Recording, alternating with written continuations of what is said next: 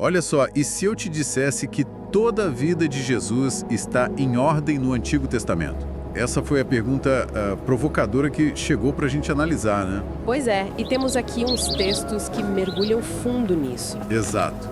Temos esse material aqui que explora bastante essa ideia. Vamos então investigar isso juntos. Então, a tese central que a gente encontra nessas fontes é que o Antigo Testamento, se você lê de um jeito específico, né, com a tal da interpretação tipológica. Que eles dizem que os próprios autores bíblicos e Jesus usavam, certo? Isso. Segundo os textos, sim. E aí, com essa leitura, o Antigo Testamento funcionaria como um prenúncio bem detalhado da vida e da missão do Messias.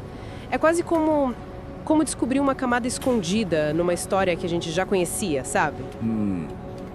Interessante essa ideia de camada escondida. Então, o nosso objetivo aqui é entender o que essas fontes realmente dizem sobre essa tal ordem. É tipo uma biografia cronológica, passo a passo, só que velada, como a pergunta sugere. Ou é outra coisa? Bom, uma das fontes que a gente analisou descreve o Antigo Testamento como um desenho profético inspirado. E aí, nessa visão, figuras como Adão, por exemplo, certo. Abel, Isaac, José, Moisés, Davi, eles não são só personagens históricos, são vistos como tipos. Tipos? Como assim? Tipos que prefiguram aspectos da jornada de Cristo, entende? Adão seria o primeiro, aí Cristo é o último Adão. Abel, o justo que foi assassinado. Isaac, o filho que quase foi sacrificado lá no monte. Ah, as conexões. José, que foi vendido pelos irmãos, mas depois foi exaltado. Moisés, o mediador. Davi, o rei pastor que também sofreu.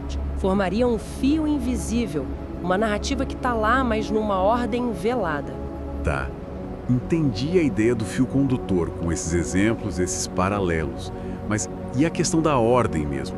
Se não é uma linha do tempo direta, como essas fontes dizem, que ordem aparece? Ah, aí que tá o ponto crucial, né? E os textos que a gente leu destacam isso. Não é bem uma cronologia como a gente entende hoje, tipo segunda, terça, quarta. A ordem é mais tipológica e temática. Temática. Isso. Os elementos estão lá, espalhados, sabe? Desde Gênesis até Malaquias, mas para essa interpretação eles formam um mosaico que faz sentido quando você olha com essa chave messiânica.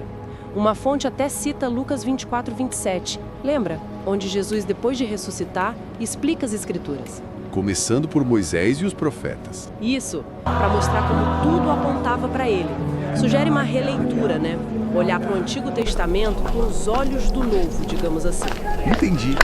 Quer dizer, não é uma lista de eventos, mas uma coleção de temas e tipos que se encaixam. E, além dessas figuras, as fontes também falam de profecias bem específicas, né? Eu li aqui sobre o nascimento virginal, lá de Isaías 7,14, o local, Belém, em Miqueias 5,2. Sim. A traição pelas 30 moedas de prata, Zacarias 11. A morte entre os malfeitores, Isaías 53. Nossa. E até a ressurreição ligada ao sinal de Jonas, Jonas 1,17. É muito detalhe que essas fontes buscam conectar, né? É impressionante mesmo. Mencionam até o jejum de 40 dias, a entrada em Jerusalém montado num jumentinho lá de Zacarias 9,9. Só que é aí que outras fontes que a gente tem aqui trazem um contraponto importante, viu? Ah, é? O que elas dizem? Elas confirmam muitos desses paralelos, sim. Jonas, Moisés, Isaac, a ascensão de Elias, tudo isso é citado como prefiguração válida.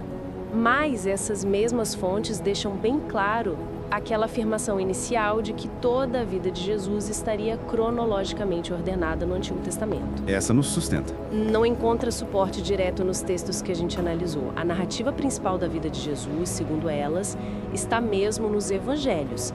E, bom, uma das fontes ainda acrescenta o Talmud de Aimonel, mas o foco principal é nos Evangelhos para a narrativa biográfica. Faz sentido essa distinção. E sobre algumas comparações bem específicas que apareceram nos textos que a gente viu.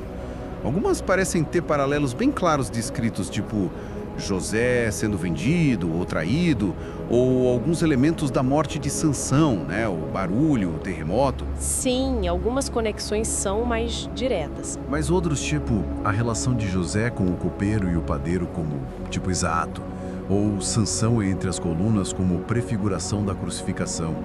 Isso não está tão explícito nessas fontes, né? Exato, parece que aí já entra mais uma camada de interpretação posterior, não uma ligação textual tão direta nos materiais que nós temos aqui. Entendi. E outras comparações que foram mencionadas em algum lugar, como com Neemias ou a oração de Joel pelos inimigos, isso nem apareceu nesses trechos que a gente recebeu para análise. Precisamente.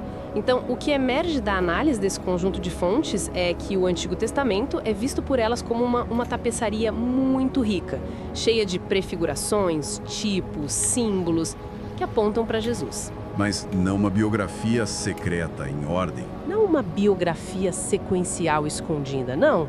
É mais como um retrato profético que foi sendo construído ao longo dos séculos. Uma das fontes até usa aquela citação famosa de Agostinho, né? O Novo Testamento está oculto no Antigo e o Antigo está manifesto no Novo. Ah, sim. Ou seja, o novo revela o que já estava lá, mas de forma velada. Exatamente essa ideia. Então, tá. Resumindo o que a gente viu nesse material. A ideia de uma ordem cronológica completa da vida de Jesus escondida no Antigo Testamento, como a pergunta inicial sugeria.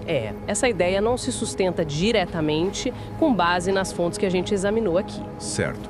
O que elas apresentam, na verdade, é um Antigo Testamento cheio de prenúncios, de tipos, que, se lidos com essa ótica messiânica, específica, tipológica... Isso. Aí sim eles constroem uma imagem antecipada de Cristo. Perfeito. E isso, olha só, nos deixa com uma reflexão final bem interessante que vai até além da pergunta inicial, né? Se essas conexões todas dependem tanto dessa chave de leitura específica, é tipológica, como será que essa abordagem muda a compreensão do próprio Antigo Testamento para quem a usa? O que será que se revela em termos de significado profético e o que talvez acabe ficando um pouco de lado do contexto original quando a gente lê essas escrituras tão antigas, principalmente pela lente do cumprimento posterior em Jesus? Fica aí para pensar, né?